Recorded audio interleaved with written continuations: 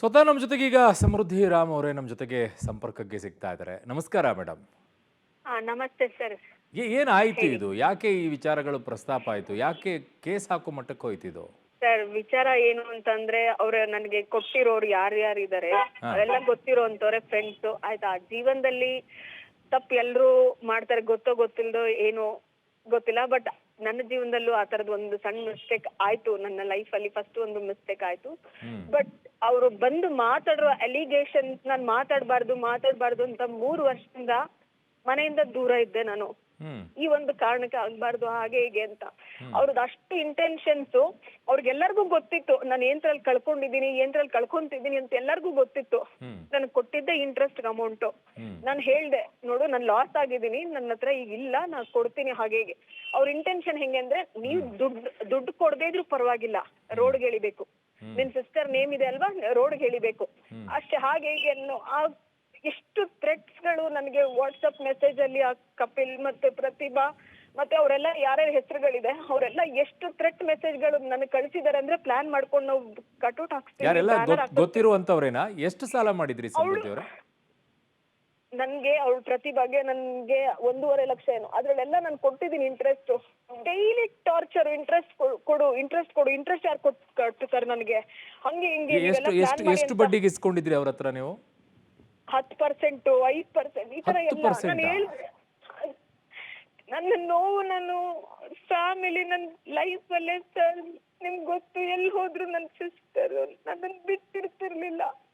Family ಮುಖ 3 ವರ್ಷ ಆಯ್ತು ನಾನು ನೋಡೇ ಇಲ್ಲ ಆಯ್ತಾ.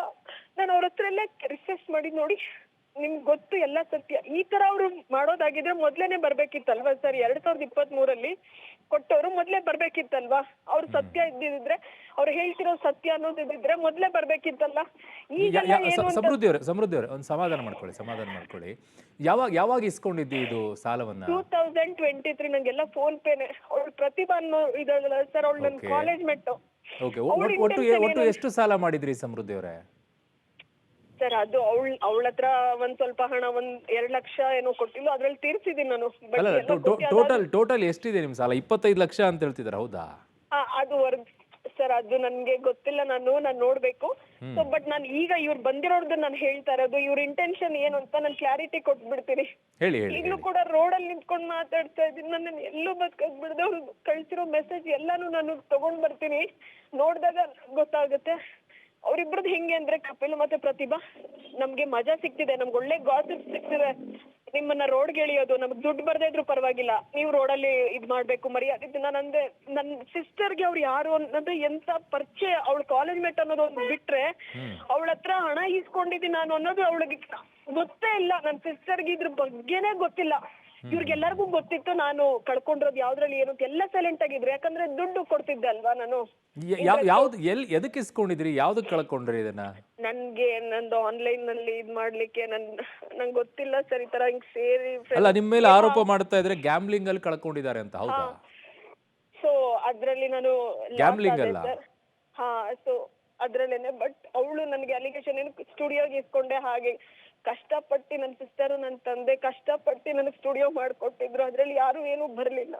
ಬಟ್ ಇವ್ರು ಇದನ್ನೆಲ್ಲ ಇಲ್ದಿರೋದೆಲ್ಲ ಸುಳ್ಳು ಹೇಳ್ಕೊಂಡು ತಂದೆ ತಾಯಿ ಮುಖ ನನಗೆ ಮನೇಲಿ ಇರಕ್ ಬಿಡ್ಲಿಲ್ಲ.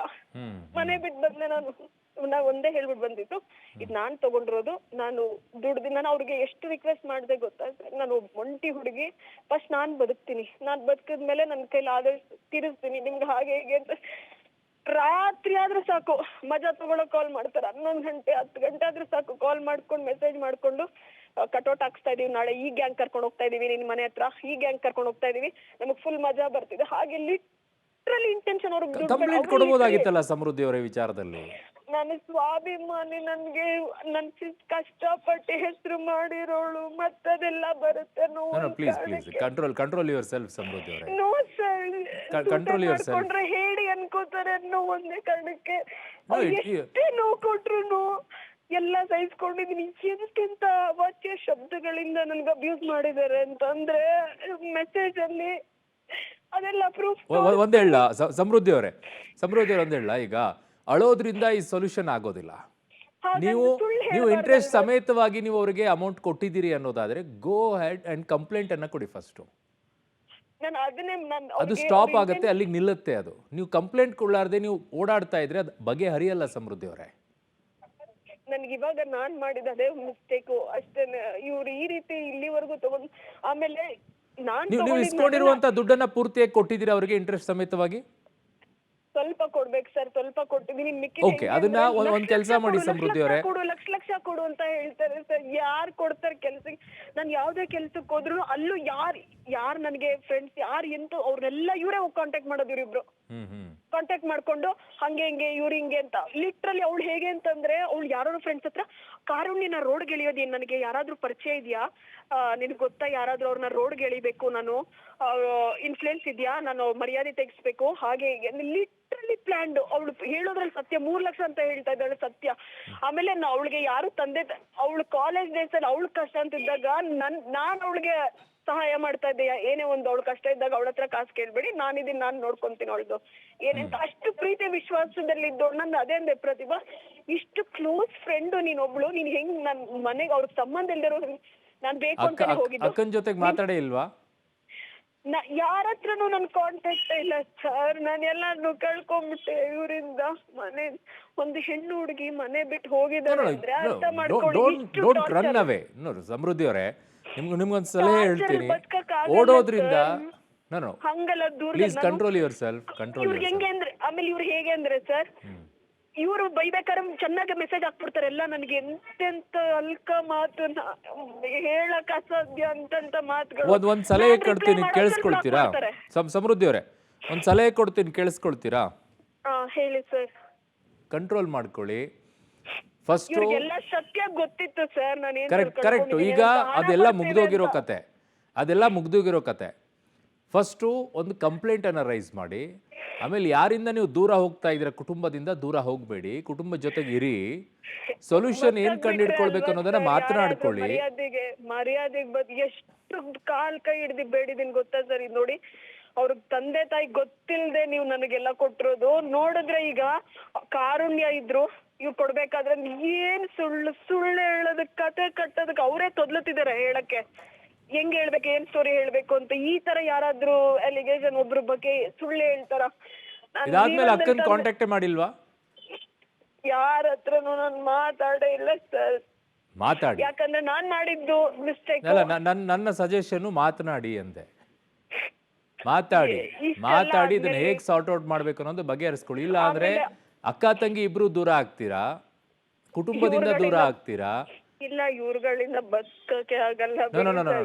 ಡೋಂಟ್ ಥಿಂಕ್ ಆತರ ಓಡೋಗೋದ್ರಿಂದ, ಆತರ ಪಲಾಯನ ಮಾಡೋದ್ರಿಂದ ಏನು ಪ್ರಯೋಜನ ಇರೋದಿಲ್ಲ. ಜೀವನದಲ್ಲಿ ನಾನು ಒಬ್ಳೆ ಮಾಡಿರೋದು ಪ್ರಪಂಚದಲ್ಲಿ ಮಿಸ್ಟೇಕ್. ಹಂಗೆ ಆತರ ಯೋಚನೆ ಮಾಡಬಾರ್ದು. ಇಷ್ಟೆಲ್ಲ ನೀವು ಧೈರ್ಯದಿಂದ ಫೇಸ್ ಮಾಡುವಂತ ಟೈಮಲ್ಲಿ ಆತರ ಎಲ್ಲ ಯೋಚನೆ ಮಾಡ್ಕೊಂಡು ಕೂತ್ಕೊಂಡ್ರೆ ಹೇಗಿರುತ್ತೆ ಹೇಳಿ?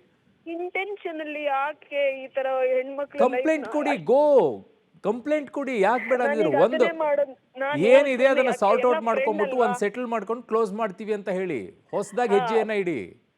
ಡೋಂಟ್ ಗೋ ಮತ್ತೆ ಆ ಗ್ಯಾಂಬ್ಲಿಂಗ್ ವಿಚಾರದಲ್ಲಿ ತಲೆ ಹಾಕಕ್ ಹೋಗ್ಬಿಡಿ ಅಷ್ಟೇ. ಮತ್ತೆ ಸಾಲ ಮಾಡ್ಕೊಳ್ಬೇಡಿ.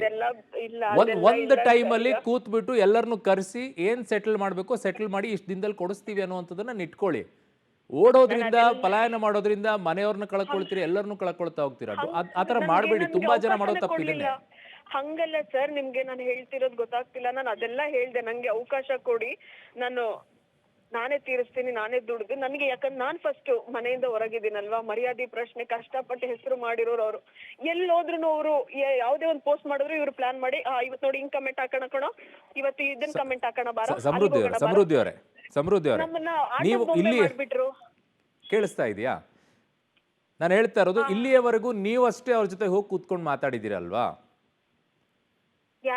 ಅವರು ಯಾರ್ಯಾರ ಹತ್ರ ದುಡ್ಡು ಇಸ್ಕೊಂಡಿದ್ರೆ ಅವ್ರು ರಿಕ್ವೆಸ್ಟ್ ಮಾಡ್ಕೊಂಡು ನೀವಷ್ಟೇ ಕೇಳ್ಕೊಂಡಿದಿರಲ್ವಾ? ಹಂಗ್ ಮಾಡಬೇಡಿ. ಫಸ್ಟು ಕಂಪ್ಲೇಂಟ್ ಕೊಡಿ, ಪೊಲೀಸರ ಸಮ್ಮುಖದಲ್ಲಿ ಕೂತ್ಕೊಂಡ್ಬಿಟ್ಟು ಒಂದು ಸೆಟಲ್ ಮಾಡ್ಕೊಳ್ಳಿ. ಅವಾಗ ಕ್ಲಿಯರ್ ಆಗುತ್ತೆ. ನನ್ನ ತಂಟೆಗೆ ನನ್ನ ವಿಚಾರದಲ್ಲಿ ಕಮೆಂಟ್ ಮಾಡೋಂಗಿಲ್ಲ, ಎಲ್ಲೂ ಮಾತನಾಡೋಂಗಿಲ್ಲ ಅಂತ ಹೇಳ್ಬಿಟ್ಟು ಪೊಲೀಸರ ಸಮ್ಮುಖದಲ್ಲಿ ಇದನ್ನು ಬಗೆಹರಿಸ್ಕೊಳ್ಳಿ. ನೀವು ಮಾತಾಡ್ಕೊಂಡ್ರೆ ಇದು ಬಗೆಹರಿಯಲ್ಲ. ಸತ್ಯವಾಗ್ಲೂ ಹೇಳ್ತೀನಿ, ಬಗೆಹರಿಯಲ್ಲ. ಫಸ್ಟ್ ಪೊಲೀಸ್ ಸ್ಟೇಷನ್ಗೆ ಹೋಗಿ ಒಂದು ಕಂಪ್ಲೇಂಟ್ ಕೊಡಿ. ನಾನು ಕೊಟ್ಟಿದ್ರೆ ಇದು ಇಲ್ಲಿವರೆಗೂ ಬರ್ತಿರ್ಲಿಲ್ಲ. ಈ ತರ ಮಾತಾಡ್ಕೊಂಡು ಒಬ್ರು ಈಗ್ಲೂ ಏನೂ ಆಗಿಲ್ಲ. ಹೋಗಿ ಒಂದು ಫಸ್ಟ್ ಕಂಪ್ಲೇಂಟ್ ಕೊಡಿ. ಕಂಪ್ಲೇಂಟ್ ಕೊಟ್ಟು ಪೊಲೀಸರ ಸಮ್ಮುಖದಲ್ಲಿ ಸಮಯ ತಗೊಳ್ಳಿ, ಇಷ್ಟು ದಿನದಲ್ಲಿ ನಾನು ಅವ್ರದ್ದು ಏನು ಸಾಲ ಇದೆ ತೀರಿಸ್ತೀನಿ ಅಂತ ಹೇಳಿ. 10% ಬಡ್ಡಿ ಆದರೆ ಅವ್ರಿಗೂ ಅಷ್ಟೇ ಉಗಿತಾರೆ. ಯಾರು ಕೊಡ್ತಾರೆ 10%ಗೆಲ್ಲ ಬಡ್ಡಿ? ಅವ್ರಿಗೂ ಅಷ್ಟೇ ಎಲ್ಲ ಹೇಳ್ತಾರೆ. ನಾನು ತೀರ್ಸಿ ಎಲ್ಲದಕ್ಕೂ ಆಮೇಲೆ ಹೆಂಗೆ ಅಂದ್ರೆ ಬಡ್ಡಿ ನೀನ್ ಕೊಡ್ತೀಯಾ, ನಾನ್ ಕೊಟ್ಟಿದ್ದೀನಿ, ನೀನ್ ಕೊಡ್ತೀಯಾ, ನೀನ್ ತೀರ್ಸು, ನೀನ್ ಮಾಡು, ಇದನ್ನ ಸೇರ್ಸ್ಬಿಟ್ಟು ಕೊಡು, ಹಾಗೆ ಹೀಗೆ ಅಂತ ಎಲ್ಲ ಲೆಕ್ಕ ಬರ್ಕೊಂತ ಇದಾರೆ. ಬಡ್ಡಿ ಅಂದ್ರೆ ಹಿಂಗೆ 1 ವರ್ಷ ಕೊಟ್ಟಿಲ್ದೇ ಇರೋದನ್ನೆಲ್ಲ ಲೆಕ್ಕ ಬರ್ಕೊಳ್ಳೋದು. ಅದನ್ನೇ ಹೇಳ್ತಾ ಇದ್ದೀನಿ ಸಮೃದ್ಧಿ ಅವರೇ. ಹಂಗೆ ಕೊಡು, ಹಿಂಗೆ ಕೊಡು ಅಂತ. ಅದನ್ನೇ ಹೇಳ್ತಾ ಇದ್ದೀನಿ ಸಮೃದ್ಧಿ ಈಗ ಅವರೇ. ಅವರೆಲ್ಲ ಬ್ಲಾಕ್ ಆಪ್ಷನ್ ಮಾಡ್ಬಿಟ್ಟಿದ್ದಾರೆ ಸರ್. ಆಪ್ಷನ್ನು ಫ್ರೆಂಡ್ ಇವಾಗ ನಿಮ್ಮ ಮುಂದೆ ಇರುವಂಥ ಆಯ್ಕೆ, ಫಸ್ಟು ಕುಟುಂಬದವರ ಹತ್ತಿರದಲ್ಲಿರಿ. ಎರಡನೇದು ಪೊಲೀಸ್ ಕಂಪ್ಲೇಂಟನ್ನು ಕೊಡಿ, ಪೊಲೀಸರ ಸಮ್ಮುಖದಲ್ಲಿ ಒಂದು ಸೆಟಲ್ ಮಾಡ್ಕೊಳ್ಳಿ. ಹಾ ಈಗ ಫಸ್ಟ್ ಕಂಪ್ಲೇಂಟ್ ಕೊಡಿ ಸಮೃದ್ಧಿ ಅವರೇ. ಕುಟುಂಬದಿಂದ ಆಚೆ ಹೋಗ್ಬೇಡಿ. ಕುಟುಂಬದಿಂದ ಆಚೆ ಹೋದ್ರೆ ಒಂಟಿ ಆಗ್ತೀರಾ. ಒಂಟಿ ಆದಾಗ ತಲೆ ಓಡಲ್ಲ, ಬೇರೆ ಬೇರೆ ಯೋಚನೆಗಳು ಬರುತ್ತೆ. ಡೋಂಟ್ ರನ್, ಓಡಬೇಡಿ. ಯಾಕಂದ್ರೆ ನನ್ನಿಂದ ಫ್ಯಾಮಿಲಿಗೆ ಓಡಬೇಡಿ. ಯಾ ಕುಟುಂಬದಲ್ಲೂ ಕೂಡ ನಿಮ್ಮಿಂದ ಅವ್ರಿಗೆ ನೋವಾಯ್ತು ಅಂತ ಹೇಳ್ಕೊಳ್ಳಿಲ್ಲ. ಪಾಪ ಅವಳಿಗೆ ಆಗಿದೆ, ನಾವು ನಿಂತ್ಕೊಳ್ಳೋಣ ಅಂತ ಹೇಳ್ತಾರೆ. Don't run. ನೀವು ಒಂಟಿ ಆಗ್ತೀರಾ. ಇಂಟೆನ್ಷನ್ ಅಲ್ಲಿ ಮಾಡ್ಬಿಟ್ರಲ್ಲ, ಅಷ್ಟು ಕ್ಲೋಸ್ ಫ್ರೆಂಡ್ಸ್ ಗಳ ಇಂಟೆನ್ಷನ್ ಅಲ್ಲಿ ಟಾರ್ಗೆಟ್ ಮಾಡಿದ್ರಲ್ಲ ಅನ್ನೋದು. ಬಟ್ ಎಲ್ಲರೂ ಅವ್ರ ತಂದೆ ತಾಯಿ ಜೊತೆ ಇದ್ದಾರೆ, ನಾನು ಒಮ್ಮೆನೂ ಆತರ ದೂರ ಇದ್ದಿದ್ ಹುಡುಗಿನೇ ಅಲ್ಲ. ಕರೆಕ್ಟು ಸಮೃದ್ಧಿ ಅವರೇ, ನಾನು ಒಪ್ಕೊಳ್ತಾ ಇದ್ದೀನಿ. ಬಟ್ ಎರಡನ್ನೂ ನೀವು ಅರ್ಥ ಮಾಡ್ಕೊಳ್ಬೇಕಲ್ಲ. ಎರಡು ಕಡೆನೂ ನೀವು ಓಡ್ತಾ ಇದ್ರೆ ಏನು ಪ್ರಯೋಜನ ಇದೆ? ಆ ಕಡೆನೂ ಅದೇ ಪರಿಸ್ಥಿತಿ, ಈ ಕಡೆನೂ ಅದೇ ಪರಿಸ್ಥಿತಿ, ಅಕ್ಕನ ಕಡೆನೂ ಅದೇ ಪರಿಸ್ಥಿತಿ. ನೀವು ಒಬ್ಬರೇ ಓಡಾಡ್ತಾ ಇದ್ರೆ ಹೇಗೆ? ಹೋಗಿ ನಿಂತ್ಕೊಂಡು ಮಾತಾಡಿ, ಕಂಪ್ಲೇಂಟ್ ಕೊಡಿ, ಆಮೇಲೆ ನೋಡೋಣ. ಓಕೆ, ಧನ್ಯವಾದಗಳು ಸಮೃದ್ಧಿ ಅವರೇ, ಪಬ್ಲಿಕ್ ಟಿ ಜೊತೆಗೆ ಮಾತಾಡಿದ್ದಕ್ಕೆ.